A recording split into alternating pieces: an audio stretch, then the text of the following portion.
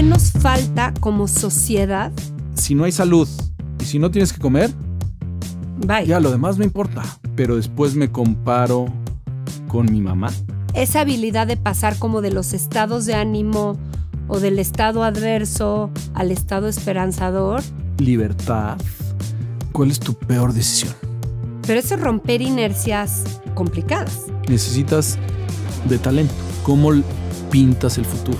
O sea, qué decepción porque según yo me pagabas la maestría, pero ya ni modo. Yo quería tener mi propia compañía.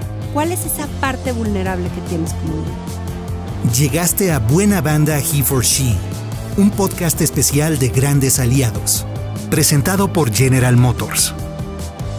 Esta semana en Buena Banda He for She, Manuel Bravo, presidente y CEO de Bayer en México. Del personaje que tengo acá, me contaron que una vez pasó por tus vistas un video que no tenía necesariamente que ver con tu responsabilidad, pero que le detectaste sesgos machistas y dijiste, esto no puede ser, vamos a ver quién hizo este video y vamos a capacitarlo y vamos a ver qué pasó y vamos a darle seguimiento porque no se nos pueden colar este tipo de cosas en un video. ¿Sabes de qué video te habló? No. ¿No te acuerdas? No. Bueno, pues fíjate qué bien se acuerda la gente de ti, de que tú dijiste, vamos a ver qué pasa, paremos. De entrada un hombre detectando sesgos machistas en un mensaje de empresa. ¿No te acuerdas tú? Eso se acuerda la gente de ti. Tengo muy mala memoria. Ahora, en esto del video que dices, pues no me tengo que acordar. O sea, yo creo que hay valores, hay temas importantes para ti como persona o para la organización, pues que tienes que estar atento, ¿no? Porque se multiplican muy fácil. Entonces, no me acuerdo de ese detalle, pero bueno que hayas Qué bueno salido que pasó. ¿Qué pasó? Ok, él es doblemente líder. Él es presidente y CEO para Bayer en México y además es presidente actual del Consejo de Empresas Globales. Me encanta tenerte aquí porque eres un probado aliado, según muchas de tus colegas directoras de empresa, mujeres que te conocen y como ves, gente que ha trabajado contigo. Vamos a retomar ese tema de que eres un aliado de lo femenino en la empresa. Pero primero quiero retratar un poco quién eres y quiero saber si el cielo, heaven, es para ti una deliciosa comilona con gente que te cae bien y una gran conversación. Disfruto mucho la comida. Sí, ¿verdad? Disfruto mucho la comida, todo tipo de comida. O sea, comida de calle, comida de fonda, comida de restaurante y comida de guante blanco. Disfruto mucho probar nuevas comidas. Ahora dime, ¿por qué te hiciste buzo y ¿Por cuándo? qué me hice buzo? La primera vez que me hice buzo fue recién casados. Uh-huh. Nos tocó de recién casados vivir en Costa Rica. Y fue una gran experiencia porque pues éramos Mónica y yo, sin ninguna red familiar y todo lo teníamos que resolver entre nosotros. Entonces ya no había que el sábado comemos en tu casa y el domingo comemos en la casa de mis papás y tal, sino que pues éramos nosotros. Y entonces empezamos a buscar actividades que podíamos hacer juntos. Entonces nos certificamos en Costa Rica y disfrutamos mucho de esos viajes. Uh-huh. Después lo dejamos por los niños y estuvimos siempre sondeando cuándo era en términos médicos la mínima edad en la que pudieran empezar a bucear. Y después de mucha investigación, y puede ser cierto, puede ser falso, entre 12 y 13 años. Okay. Entonces, cuando mi hijo menor cumplió los 12 años, nos volvimos a certificar los 4. Ok, qué padre. Y a partir de ahí, pues por lo menos 1 o 2 viajes al año nos vamos a bucear a algún lado. Entonces, igual, es un viaje familiar que te permite mucha convivencia de camino al lugar de buceo, de regreso, platicando qué es lo que viste, cómo fue la experiencia, vas al segundo buceo. Entonces, como que el por qué ha sido buscar esos espacios donde podamos compartir tiempo de calidad como familia.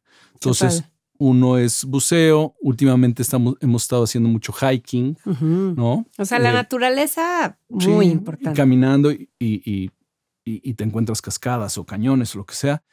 Y te dan mucha oportunidad de interactuar. Y dime cuál es, así, en tu propia experiencia íntima, interior y personal, la lección del buceo o lo que te ha aportado el buceo en tu visión. Porque entiendo yo que el buceo, yo nunca he buceado profesionalmente, lo más que he hecho es snorkelear y es suficiente para entrar en un silencio y una contemplación que es apabullante. Y yo creo que en el buceo es aún más, porque no tienes que sacar la cabeza. Ajá. Entonces es una especie de libertad.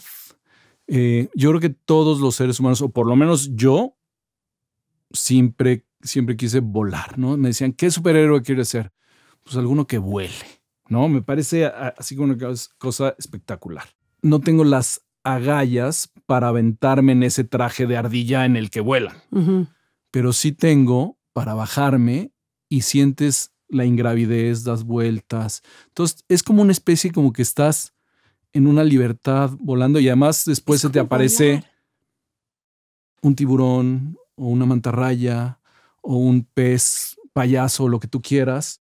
Y entonces entre ver lo pequeño que eres, porque al final hay mucho de la tierra que se ha explorado, pero hay muy poco del mar que se ha explorado. Entonces eso te da la dimensión de lo que realmente somos en esta tierra, de lo poco explorado que hay, y la belleza.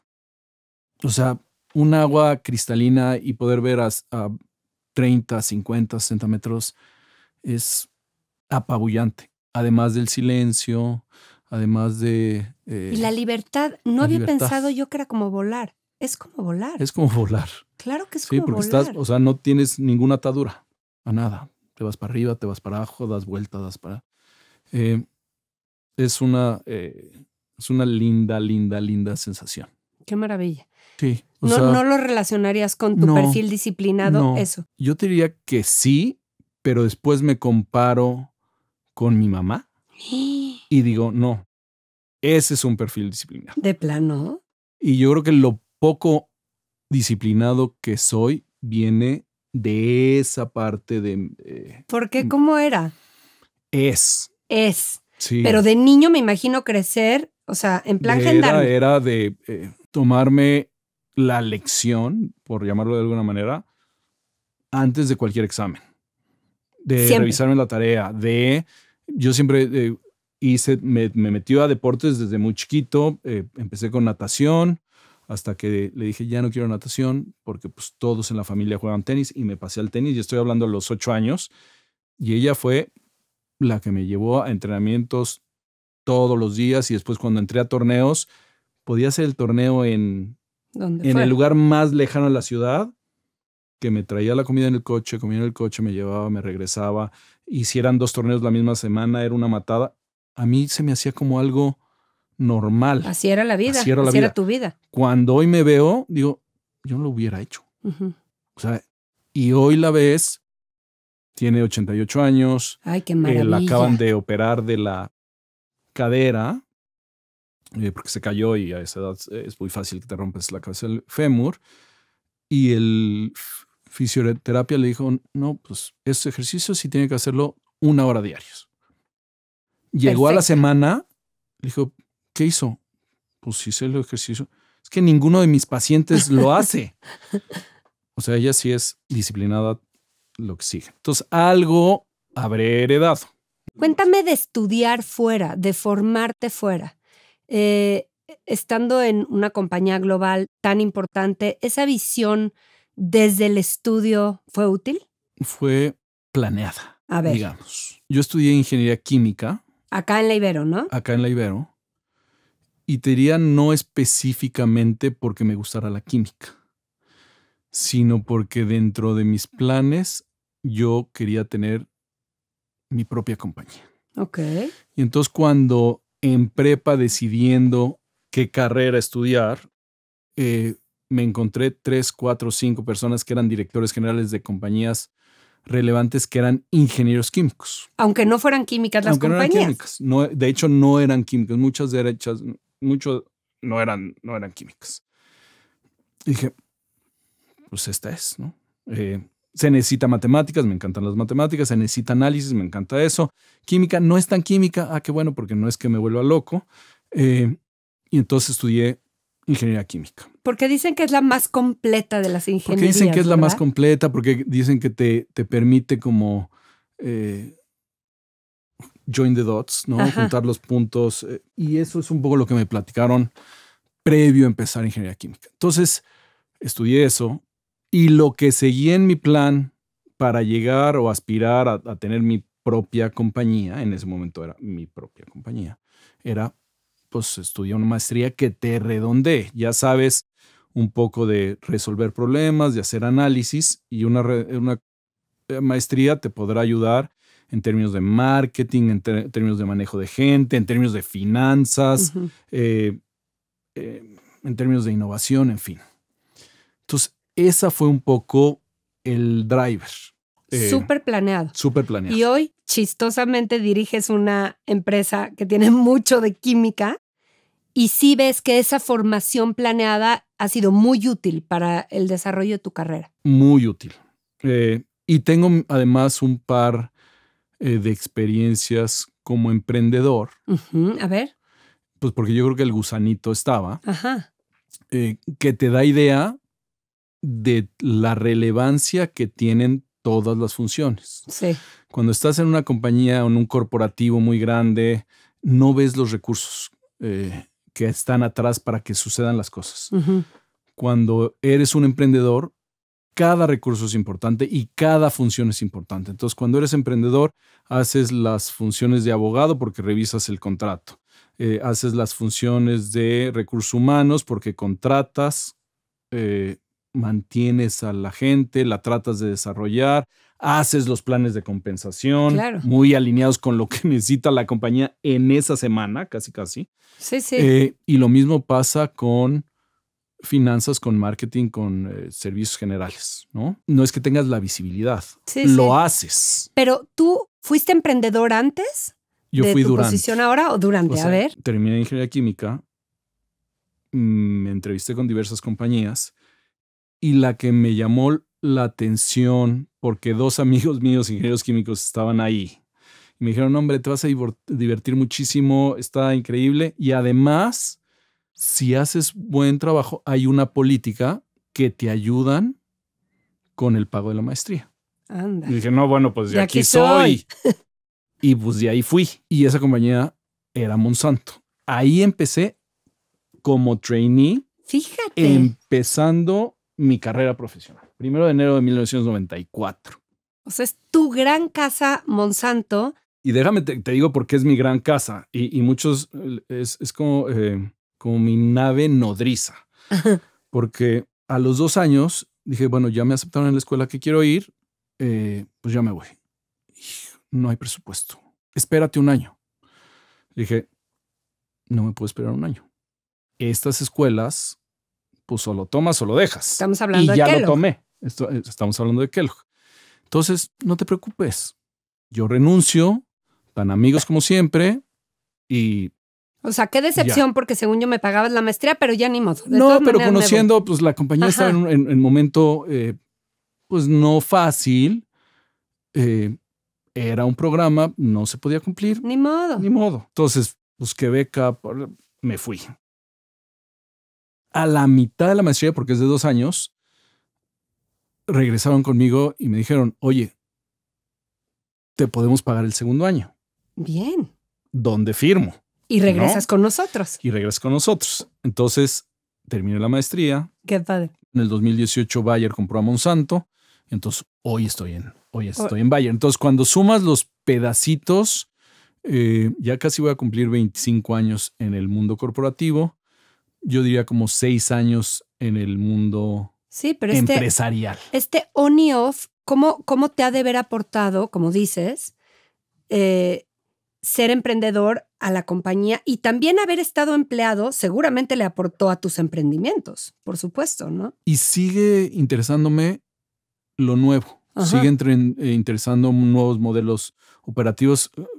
O sea, porque hay entrepreneurship e intrapreneurship. Exacto. ¿No? Entonces, este emprendimiento interno en compañías como Bayer es muy valioso. Claro. O sea, nuevos modelos de negocio, nuevos productos, líneas adyacentes, líneas disruptivas.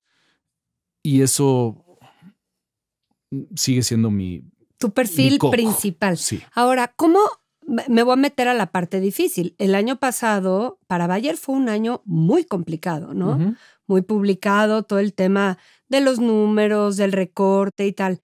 ¿Cómo mantienes esa actitud de cultura innovadora y tal en un ambiente donde hay que recortar, donde hay que apretar? O sea, ¿cómo viviste tú todo el año pasado? Que, por cierto, creo que en esos momentos es cuando los liderazgos realmente se notan, ¿no? En los momentos complejos. Yo creo que lo primero es que tienes que estar cerca de la organización. Ok. O sea, tienes que escuchar cómo se sienten. Un poco sus preocupaciones, sus miedos y también sus esperanzas, ¿no? A final de cuentas, Bayer está en un par de industrias extremadamente sexys por lo que te pueden dar en términos de propósito de vida. O sea, estar en temas de salud y alimentación, habiendo pasado una pandemia en la que te quedó claro que si no hay salud y si no tienes que comer, bye. Ya lo demás no importa. O sea, dejamos todo, el cine, los viajes, pero no podíamos dejar ni la salud ni la alimentación. Entonces, el estar en una compañía que te da la oportunidad y te pone como visión salud para todos, nadie con hambre, eso de entrada te da esperanza. Sí, sí. Entonces, estar cerca de la organización es importante. Pero yo creo que más importante es cómo pintas el futuro. O sea, sí, hay momentos duros, hay vacas gordas, hay vacas flacas. ¿Cómo puedes hablar del 2030, pintarlo, todo lo que podemos hacer? Sí, a lo mejor es un momento difícil, pero lo que podemos hacer hoy para allanar ese camino hacia el 2030 sigue siendo algo atractivo. Seguimos innovando, seguimos tratando de ser más eficientes y buscar la mejor manera de hacer las cosas. Me parece que eso resuena. Y cuando estás en constante conversación, pues te das cuenta si resuena o no resuena. O sea, siempre cercanía, pero ante crisis y adversidad, más cercanía. Más cercanía. Ok. Más cercanía. ¿Y cuáles son tus métodos para estar cerca de tu equipo? O sea, ¿estás en contacto con ellos por WhatsApp, mail, comes con ellos frecuentemente? No, ¿Qué tal? Esto, platicar. Tal cual. ¿No? En el elevador, en el café. En la pandemia era difícil, ¿no? Pues porque no tenías esos espacios. Y después acabas viéndote el ombligo y te olvidas de esa parte y hay alguien que te recuerda y te dice, oye, no has salido. No has ido a ver al equipo de Perú o de Sinaloa o de... Y entonces es cierto, ¿no? O sea, necesitas también gente que te esté recordando lo importante que son algunas de las actividades o pues de esos tintes de liderazgo que te han permitido estar ahí. Entonces, cuando se te olvida, pues regresas y tienes conversaciones uno a uno y tienes desayunos y tienes reuniones con 10 personas, con 30 o con 100. Y abres diálogos y escuchas y escuchas y escuchas. Ahora, ¿cómo es como las cajas mentales de ahorita estoy despidiendo gente, la gente está triste porque tiene incertidumbre, los que se van mal, los que se quedan inciertos, tristones. Y por otro lado, tengo que seguir con mi caja de innovación, ¿no? A veces parece contradictorio. Uh-huh. Y vivir en esas dos pistas es poder transitar de una a otra. Es una cualidad del líder. A mí me cuesta mucho trabajo ese cambio de tema mental, ¿no? Y sí encuentro que sí encuentro que esa habilidad de pasar como de los estados de ánimo o del estado adverso al estado esperanzador con la emocionalidad correcta es una de las habilidades del líder. ¿Coincides? Yo soy, y lo digo en todas mis reuniones porque después me tachan de demasiado. Yo soy optimista por naturaleza. Sí. O sea, yo siempre veo el vaso medio lleno. Y ver el vaso medio lleno quiere decir que ves el futuro. Y del presente y del pasado, pues tomas el contexto. Tomas lo que aprendiste y lo que hay. Pero si tú siempre estás viendo hacia futuro, siempre hay esperanza. Entonces, aunque haya salido a algunas personas de la organización, ese es contexto. Y ahora vas a hablar hacia futuro. Los que estamos aquí, lo que nos dejaron, el aprendizaje, bueno, ¿qué podemos hacer y qué podemos hacer? Y ahí es donde entra un poco el optimismo. Y te digo que a veces me tachan mucho porque me dicen, oye, pero si el panorama está negro y los aranceles y tal. No. Cuando el polvo se asiente, vas a ver que vamos a estar mejor. ¿Por qué? Por lo que está pasando en Vietnam y en Malasia y el norte de Latinoamérica, México, Centroamérica, van a acabar mejor. Pero ¿cómo sabes? No sé, pues si no tengo la bola de cristal. Pero prefiero verme ahí. No quiere decir que no hagas análisis de riesgo, claro, y no quiere decir que no hagas escenarios. Pero yo creo que si ahí piensas en un mejor futuro, vas a tomar en cuenta los escenarios que no son tan positivos, pues para salir a ese lugar donde quieres. Yo creo que la pregunta más difícil que siempre me han hecho en entrevistas de trabajo es ¿cuál es tu peor decisión? Me cuesta trabajo no porque no haya tomado malas decisiones, ¿me explico? Sino porque en ese momento fue la mejor decisión con los elementos que tenía. ¿Fue mala? No, fue una buena oportunidad para aprender algo. Si hubiera tomado otra decisión, hubiera sido mejor, nunca lo sabré. Entonces mejor me quedo con la idea de fue la decisión que tocaba. Y de esa algo aprendí. Entonces, dicen, ay, qué mamón, perdón, qué sangrón, qué arrogante. No, sé que he tomado malas decisiones, pero prefiero verlas de manera distinta. Fíjate que yo digo, como dices tú, qué mamona, no hay decisiones malas, luego hay escenarios complejos, pero decisiones, toda decisión es buena desde el acto de haber considerado y decidir, ¿no? Y aprender. Si salió mal, obviamente. ¿Qué aprendiste? Con humildad. Y eso es un poco, cuando hablas de innovación, eso es clave.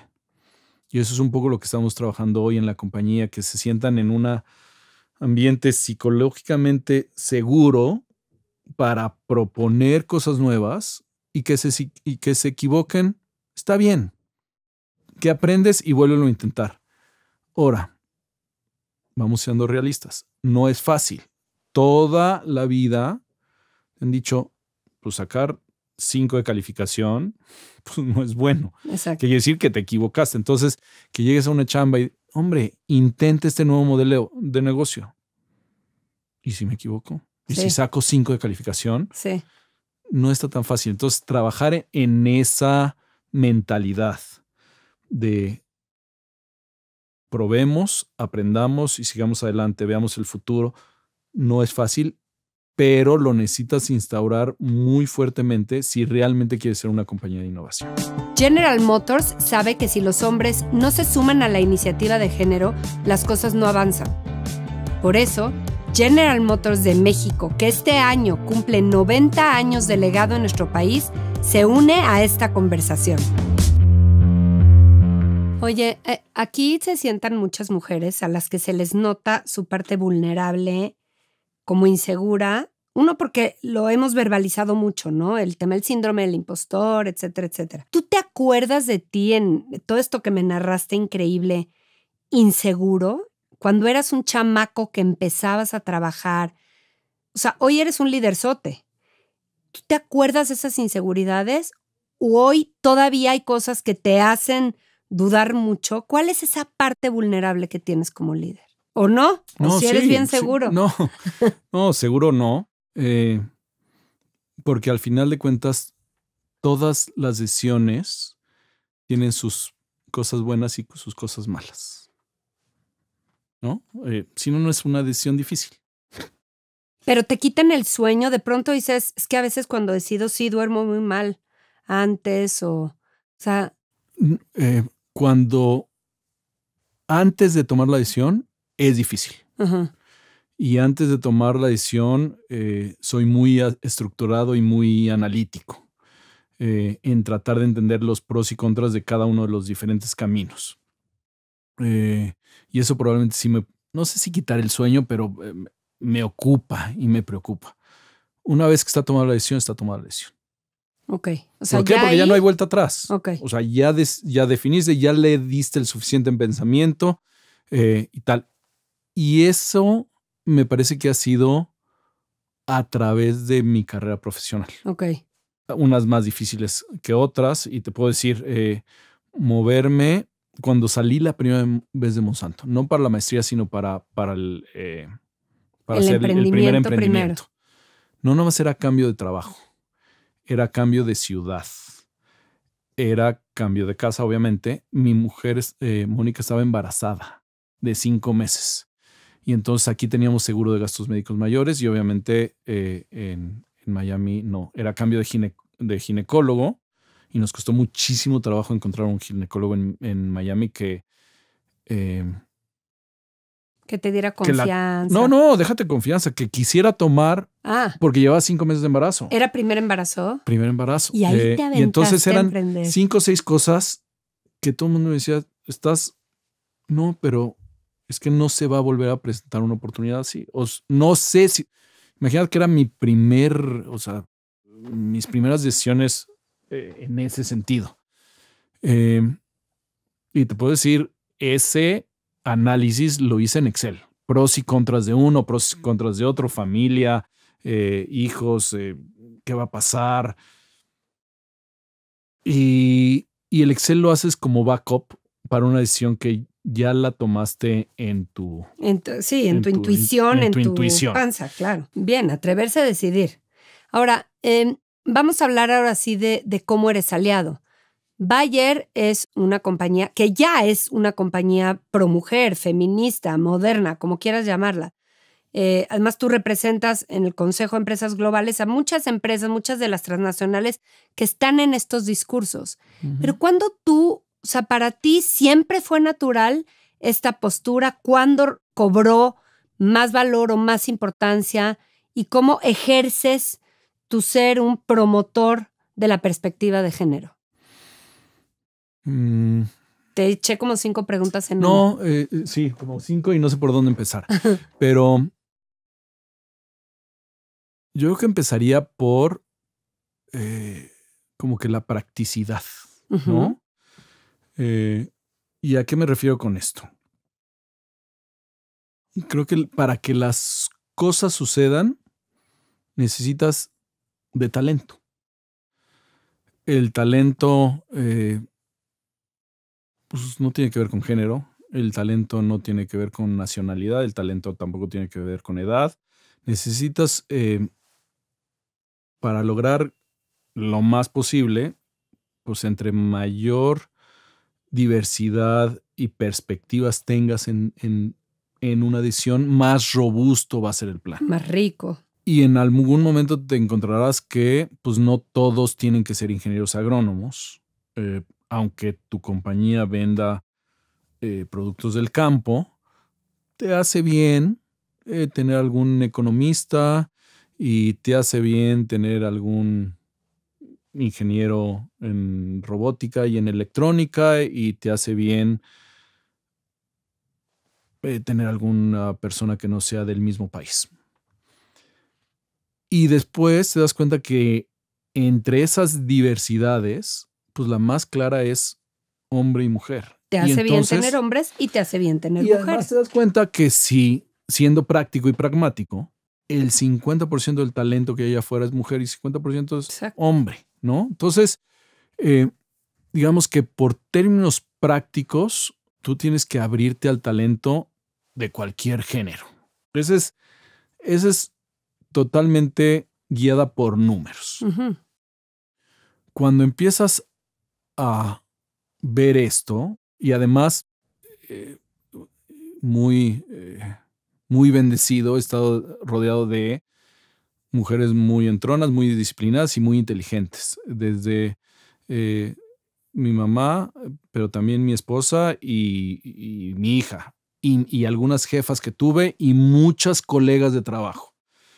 Entonces, cuando empiezas a buscar ese talento y te das cuenta que cuando traes el más obvio, que es de género, y ves que el equipo se comporta distinto, que colabora distinto, que hay perspectivas diferentes, pues dices, pues está bueno.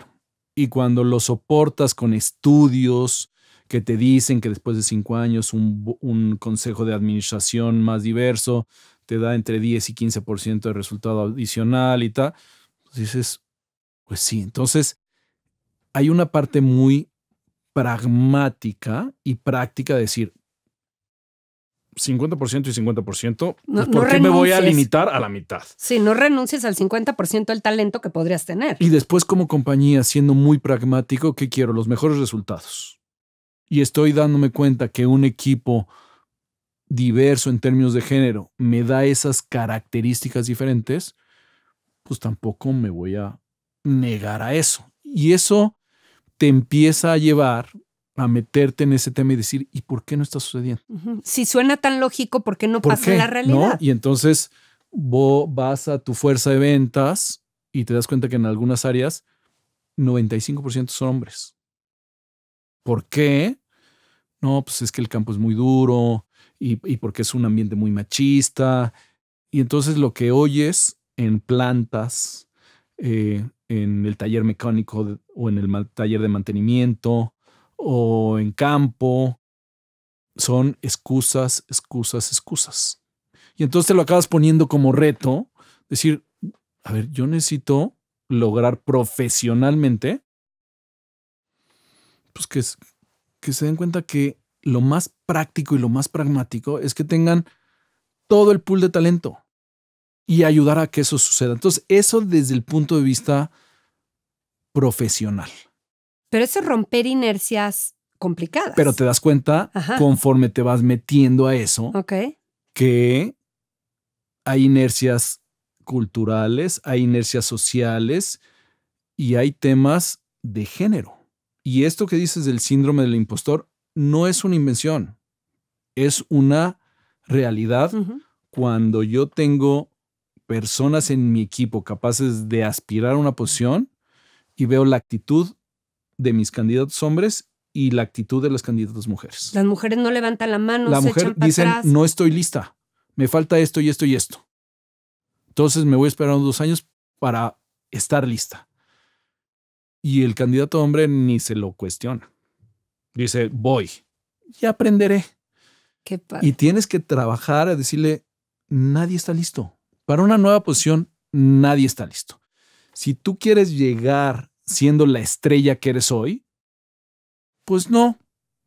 Pero fíjate cómo te convertiste en estrella en el rol que estuviste. Y ahorita lo que tienes la oportunidad es de volver a empezar y estoy claro que vas a crecer a ser una estrella. Entonces, hay muchos más conversaciones que tienes que tener de este lado. No sé si por cultura, porque no sé si sean más perfeccionistas, porque tienen que ser buena mamá, buena esposa y buena profesionista. Todo, es que sí. Al 100. Y probablemente el hombre no tiene tanta presión, aunque pues, lo tengas en el radar y tal, de todos esos roles adicionales que tienes en la sociedad. Entonces, sí hay cosas que te vas encontrando en el camino que dices, bueno, ¿y cómo ayudo? ¿Cómo pongo mi granito de arena para romper esa barrera? ¿No? Bueno, pues teniendo las conversaciones, algunas veces me ha tocado poner cuotas, uh-huh. ¿no? Algunas veces procedimientos que ayuden a hacer el proceso pues, más equitativo. Porque además, creo que no nada más es un tema profesional, que te digo que se basa en lo práctico y en lo pragmático. Sí creo que hay un tema como moral, que es de justicia, ¿no? Que cualquiera tenga la oportunidad, mientras esté preparado y tenga el talento, pues que tenga la oportunidad, y no debería de no aspirar a esa oportunidad por una cosa tan natural como es el género. Entonces lo tienes también como valor. O sea, como hay un valor tema moral. de valor. Entonces, si tú me dices por qué esta carrera y cómo me he metido, una parte es profesional, otra parte es moral, ¿no? De justicia, y otra parte es súper personal, que tiene que ver que me tocó tener un hijo y una hija. Y no quiero más a uno ni a otro. Y los dos, desde mi punto de vista, y siempre los dirá un padre, son brillantes, súper diferentes, unos para una cosa, y lo que yo quiero poner mi granito de arena para que los dos tengan las mismas oportunidades, que se enfrenten a una carrera profesional en el que no haya brecha salarial, porque si estás haciendo lo mismo, ¿por qué va a haber diferencia? Que aspiren y que busquen eso que quieren, esa posición, y que no les van a dar a uno u otro por su género, sino por su capacidad y por su potencial. Entonces, reflexionando por qué a tu pregunta, pues sí hay un tema profesional, hay un tema moral y un tema personal. ¿Y cómo tú, al frente también del consejo, con tantos líderes jugando en tantas pistas, sientes que estos temas que tú ya intencionaste, mediste, instauras y no hay de otra y así es?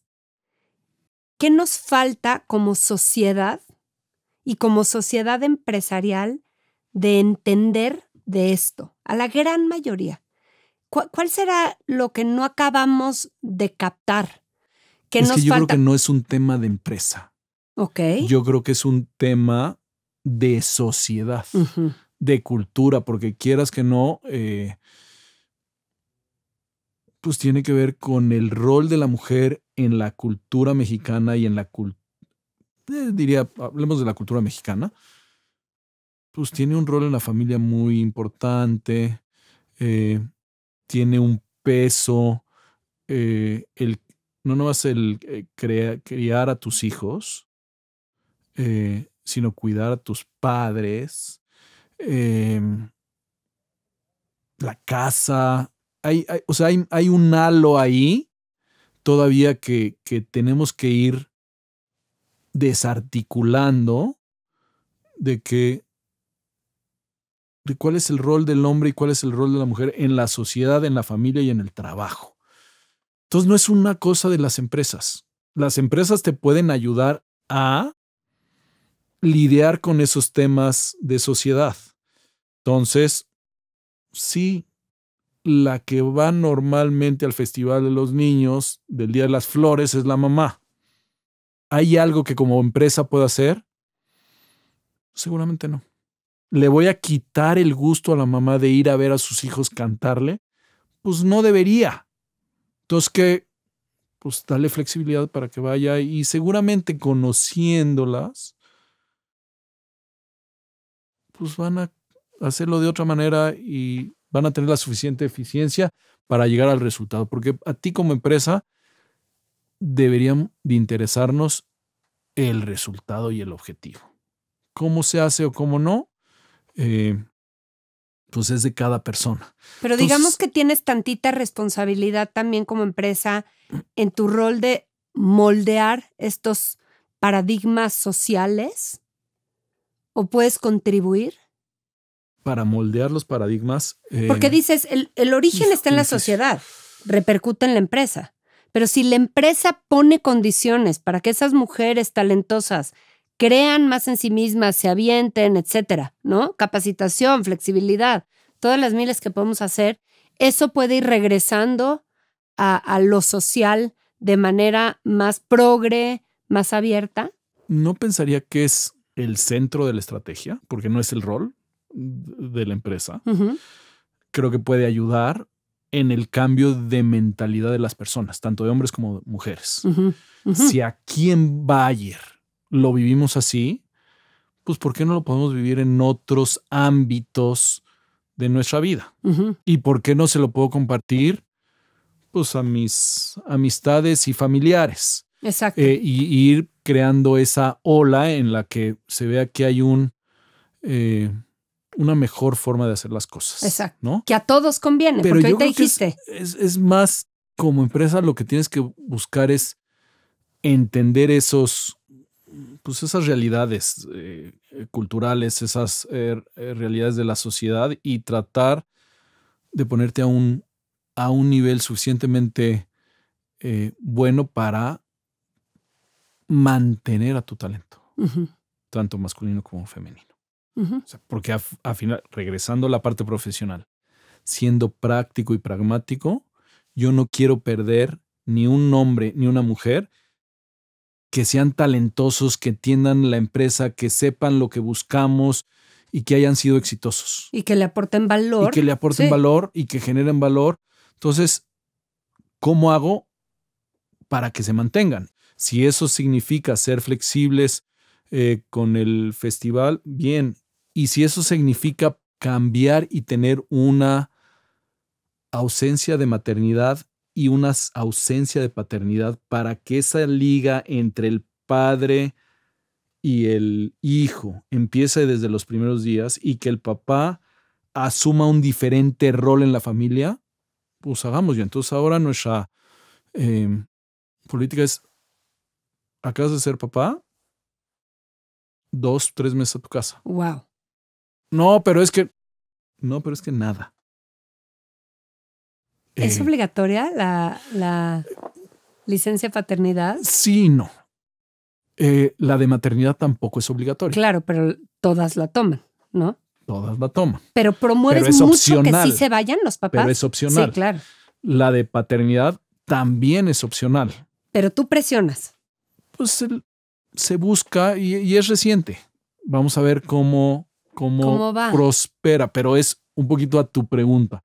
¿Tratas de cambiar algo en la sociedad? Bueno, pues en lo que se pueda ayudas pues para solucionar temas que son muy visibles. Y cuando hemos empezado con estos trabajos, pues tienes que empezar con un diagnóstico. Y hicimos un análisis súper profundo con estudios de mercado internos y focus groups para ver dónde estaba la compañía en términos de diversidad de género. Porque pues no puedes hacer una estrategia si no sabes dónde estás parado. Uh-huh. ¿Te sorprendió? No me sorprendió porque fíjate que la gente en general se sentía cómoda en Bayer. Uh-huh. Había algunos sesgos machistas, chistes por aquí o por allá, pero nada de qué preocuparse. No hay un tema de brecha salarial, porque eso sí es súper transparente. Probablemente la brecha no hay una brecha salarial visible. Probablemente cuando creces, ¿no?, a posiciones gerenciales, pues si no seleccionas a la persona adecuada, pues se hace una brecha, pero no están haciendo el mismo rol. Uh-huh. Pero no hubo sorpresas, pero sí hubo un plan de acción.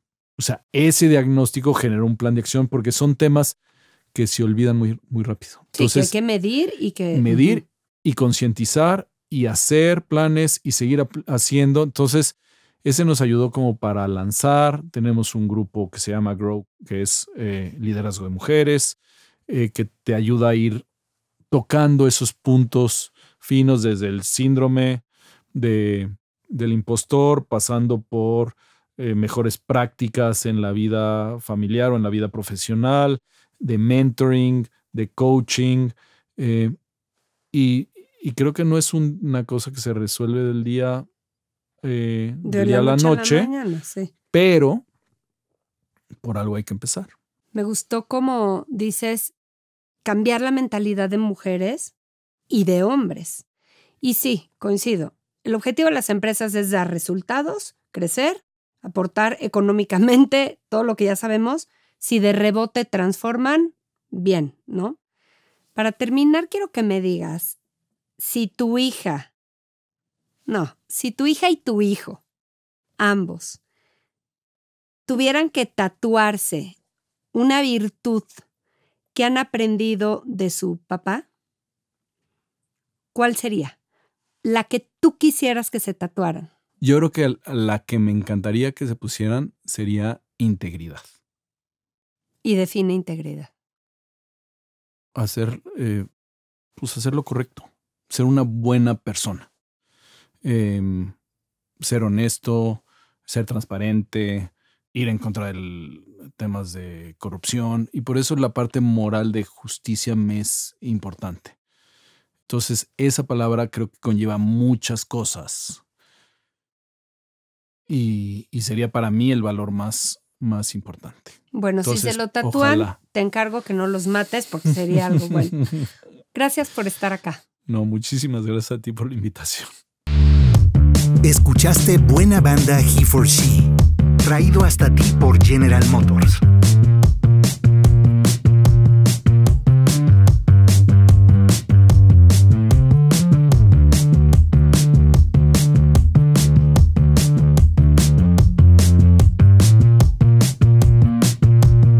Espera Buena Banda He for She cada 2 jueves y conoce a los mejores aliados de México.